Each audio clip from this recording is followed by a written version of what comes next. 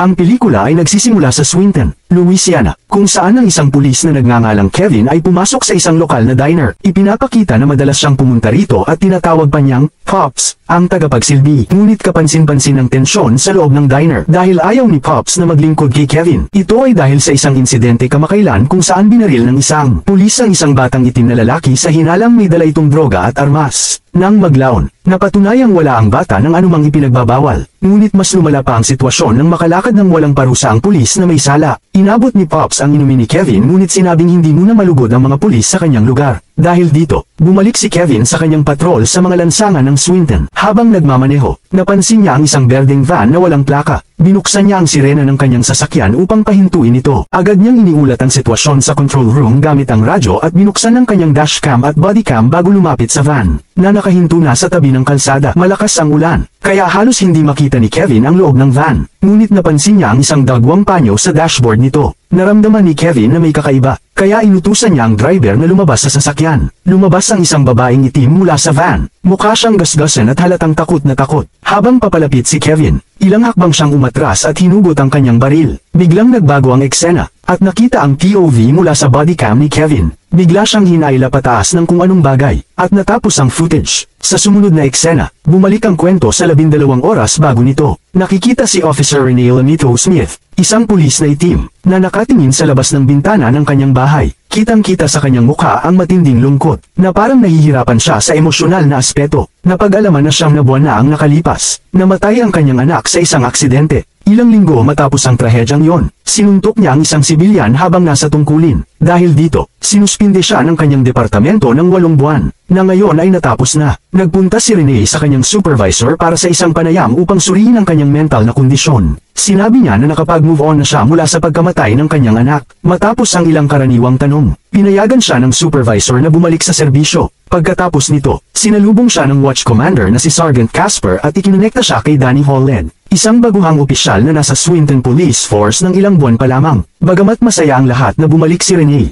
hindi siya natutuwa na may kasamang baguhan sa kanyang night patrol. Gayunpaman, tinanggap niya ito at itinuro kay Danny ang tamang paraan ng pagtupad ng tungkulin. Habang nagpapatrolya sila sa isang lokal na komunidad, nakita nila ang isang batang naglalaro mag-isa sa gitna ng kalsada. Naisip ni Rene na medyo kakaiba ito, kaya huminto siya at binuksan ang kanyang bodycam bago lapitan ang bata. Habang tinatanong nila ang bata kung okay lang siya, biglang lumabas ang ilang tao mula sa isang bahay malapit doon. Dahil sa kamakailang insidente ng pagpatay sa batang si DeMarco, masama ang loob ng komunidad sa mga pulis. Ayaw nilang makita ang mga ito malapit sa kanilang lugar, lalo na sa kanilang mga anak. Sinigawan sina Rene at Danny ng mga tao, kahit wala naman silang masamang intensyon. Buti na lamang at nagawang kalmehin ni Rene ang sitwasyon. Ipinaliwanag niyang gusto lamang nilang tiyakin ang kaligtasan ng bata. Matapos ito, bumalik ang dalawa sa kanilang patrol car. Habang nasa loob, pinuri ni Danny si Rene sa kanyang kakayahang pamahalaan ang tensyonado sitwasyon.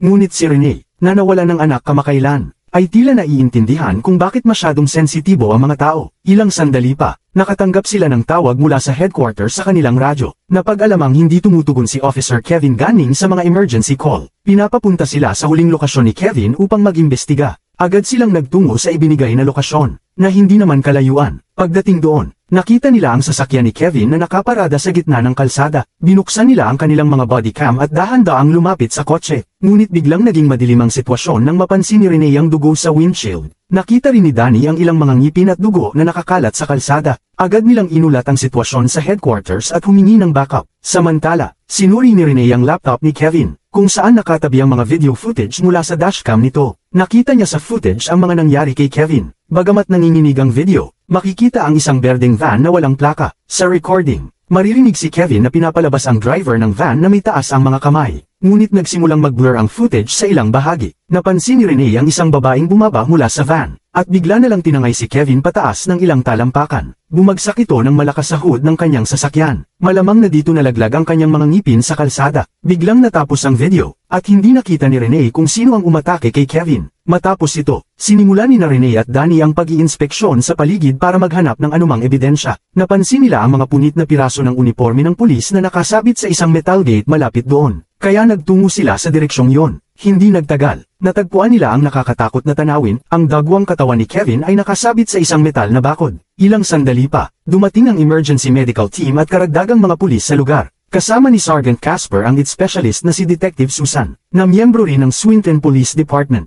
Ipinakita ni Renee kay Susan ang footage mula sa dashcam ni Kevin, kung saan nakita ang berdeng van na walang plaka. Gayunpaman, sinabi ni Detective Susan na parehong hindi gumagana ang dashcam at bodycam ni Kevin nang siya ay umatakihin. Wala silang anumang ebidensya na may presensya ng berdeng van sa lugar. Dahil dito, hindi pinansin ni Sergeant Casper ang mga sinasabi ni Renee. Bagamat halatang totoo ang kanyang kwento, hindi ito suportado ng konkretong ebidensya. Habang tinatapos ng headquarters ang paunang ulat sa brutal na pagpatay, binigyan sina Renee at Danny ng maagang leave para sa gabing yon. Pumunta sila sa isang lokal na bar, kung saan ibinunyag ni Renee na si Kevin ay dati niyang mentor at ex-patrol partner. Inilahad din niya ang kwento ng aksidenteng ikinamatay ng kanyang anak. Nalunod pala ang bata sa swimming pool ng kanilang kapitbahay. Kinagabihan, nagkaroon ng bangungot si Renee. Sa panaginip, nakita niya ang mga larawan ng babae mula sa berdeng van. Nakasuot ito ng parang uniforme mula sa ospital at may simbolo ng krus na nakadrawing sa kanyang pantalon. Nagising si Renee nagulat at hindi mapakali. Upang kumalma, nanood siya ng mga lumang video mula sa araw ng kapanganakan ng kanyang anak. Bigla niyang napansin na ang ospital kung saan ipinanganak ang kanyang anak ay may parehong simbolo ng krus. Sa karagdagang pagsisiyasat, natuklasan ni Renee ang pangalan ng babae sa listahan ng mga tauhan sa ospital. Ang pangalan niya ay Tanesha Braun, isang nurse sa propesyon. Ngunit napag-alaman din ni Renee na hindi ito pumapasok sa ospital sa loob ng 6 na buwan. Kinabukasan, bumalik si Renee sa lansangan kasama si Danny, determinado na alamin ang katotohanan. Dumating sila sa bahay ni Tanesha at pinatay ang kanilang bodycam bago pumasok. Habang iniinspeksyon ang mga silid, nakita nila ang isang larawan ni Tanesha kasama ang kanyang anak. Patuloy nilang iniimbestigahan ang bahay na nasa napakasamang kondisyon. Ang lugar ay napakasikip at puno ng mga ipis kaya't mabilis na lumabas si Danny upang makahinga ng sariwang hangin. Samantala, nagpatuloy si Renee sa paghahanap ng anumang posibleng ebidensya ngunit wala siyang makita. Nang palabas na siya ng bahay, nakaramdam siya ng kilabot na parang may isang di kilalang nilalang na nagmamasid sa kanya. Bagamat walang nahanap na matibay na ebidensya, mas lalo pang sinuri ni Renee ang buhay ni Tanesha. Natuklasan niyang ang anak nito, si DeMarco Braun, ay napatay sa isang gang shootout 6 na buwan na ang nakalipas. Samantala, habang namimili si Tanesha sa isang grocery store, siya ay hinaharas ng 2 lalaki. Isa sa kanila ay kumuha ng cellphone at nagsimulang i-video si Tanesha nang walang pahintulot. Sa parehong oras, napansin ng 2 pulis na sina Roberts at Beer ang isang berdeng van na walang plaka na nakaparada sa labas ng tindahan. Ito ang parehong van na nakita noong araw ng pagpatay kay Kevin. Agad nilang inulat ito sa headquarters at humingi ng backup, na siyang inilipat kina Renee at Danny na nasa ilang kalsada lamang mula roon. Habang papunta ang dalawa, pumasok sina Roberts at Beer sa tindahan at inimbestigahan ang 2 lalaki. Agresibo silang nagtatanong at kalaunan ay naglabas pa ng kanilang mga baril. Ngunit nagkamali sila. Isa sa mga lalaki ang bumaril kay Beer at ginawang hostage si Tanesha. Banta nitong papatayin ang babae. Ngunit biglang lumitaw ang isang madilim na nilalang sa kanyang likuran. Itinaas ng nilalang ang kriminal, dahilan upang mabitawan nito si Tanesha. Sa takot, walang direksyon itong nagpaputok ng baril at napatay ang lahat ng tao sa loob. Kabilang ang tindero at ang kasamahan nito. Sa gitna ng kaguluhan, nakatakas si Tanesha sa likurang pinto ng tindahan. Si Officer Roberts, na natitirang buhay, ay agad na nagsuri sa lugar kung saan naroon ang kriminal. Sa kanyang pagkabigla, biglang bumagsak ang katawan ng kriminal sa harapan niya. Bago pa makarik si Roberts, nilagyan ng nilalang ng plastic bag ang kanyang ulo at sinimulang sakalin siya. Sinubukan ng opisyal na lumaban, ngunit sa huli, siya ay napatay rin. Hindi nagtagal, dumating sina Renee at Danny sa tindahan at natuklasan na patay na ang lahat ng tao sa loob. Nakita ni Renee ang mga recording mula sa security camera, ngunit sobrang shaky at blurry ang mga ito. Sa kabutihang palad, nahanap niya ang cellphone ng isa sa mga kriminal at itinabi ito para sa sariling investigasyon. Pagbalik sa istasyon ng pulis, bumisita si Renee sa forensic department upang humingi ng detalye tungkol sa mga biktima. Ipinaliwanag ng medical examiner na lahat ng biktima ay nawala ng kanilang mga ngipin. Nakiusap si Renee na bigyan siya ng 5 minuto kasama ang mga bangkay. Pumayag naman ng examiner ngunit binalaan siya na huwag magnakaw o gumalaw sa mga bangkay dahil hindi siya pinahihintulutang naroon. Kapag mag-isa na, inilabas ni Renee ang cellphone na nahanap niya sa tindahan. Ginamit niya ang thumbprint ng isa sa mga kriminal upang ma-unlock ito at inalis ang lock screen. Pag-uwi, in-review ni Renee ang video mula sa cellphone. Napansin niya ang kakaibang nilalang sa likuran ni Tanesha at ng lalaking humahawak sa kanya bilang hostage. Kasabay nito, nakakuha siya ng lead tungkol sa pinagmulan ng berdeng van. Lumabas na ang van ay ninakaw mula sa isang lokal na simbahan ilang araw bago ang pagpatay kay Kevin. Kinabukasan, nagtungo si Renee sa simbahan at kinausap ang pastor. Ipinaliwanag ng pastor na ang van ay hindi ninakaw kundi ipinahiram kay Tanesha. Lumabas na ang anak nito, si DeMarco, ay dumadalo sa ilang youth programs sa simbahan. Bagamat bingi si DeMarco, aktibo pa rin itong nagboluntaryo sa mga social programs ng simbahan. Binanggit din ng pastor ang posibleng kinaroroonan ni Tanisha. Makaraan ng ilang sandali, dumating si Rene sa address na isang lumang bahay na tila pugad ng mga adik sa droga. Pumasok siya at natagpuan ang mga litrato ng batang si DeMarco pati na rin ang ilang mga drawing.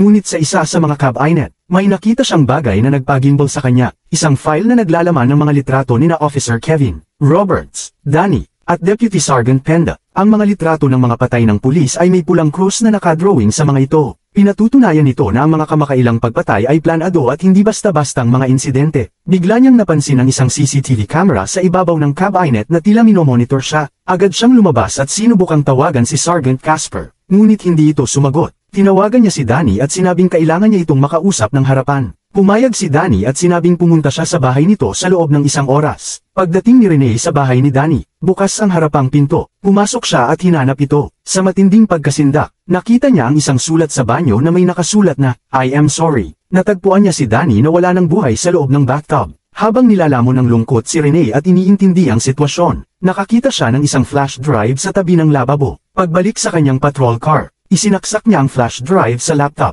Naglalaman ito ng footage mula sa body cam ni Danny, na nagpapakita sa kanya kasama sina Officers Kevin Roberts at Penda sa isang patrol. Sa video, sinisigawan nila ang isang batang lalaki na tila naglalakad palayo. Sa isang trahedyang twist, binaril ng Deputy Sergeant Penda ang bata dahil hindi ito sumunod sa utos. Habang ang iba ay pinipigil ang bata, binuksan ni Penda ang kanyang bag at natuklasang ang bata ay bingi. Siya pala ay si DeMarco, ang anak ni Tanisha. Sinubukan ni Danny na tulungan ang bata at napansin niyang natanggal ang mga ngipin nito. Ngunit nagalit si Penda at sinabi kung gaano kalala ang sitwasyon at ang mga posibleng kahihinatnan nito. Sa takot na mahuli, walang awa niyang sinakal at pinatay ang bata, na ikinagulat at ikinapangamba ng lahat. Sa kasalukuyan, labis na nabagabag si Rene at tinawagan si Sergeant Casper upang magtakda ng pagpupulong. Nagkita sila sa isang warehouse kung saan inilahad niya ang ginawa ng 4 na pulis kay DeMarco. Ngunit halatang alam na ni Casper ang lahat. Itinutok nito ang baril kay Rene at sinabing mas mabuting manahimik na lamang siya. Pinilit siya nitong pumasok sa loob ng gusali, kung saan dumating rin si Penda. Sa loob, inutusan ni Penda si Rene na ibigay ang footage. Nang tumanggi siya,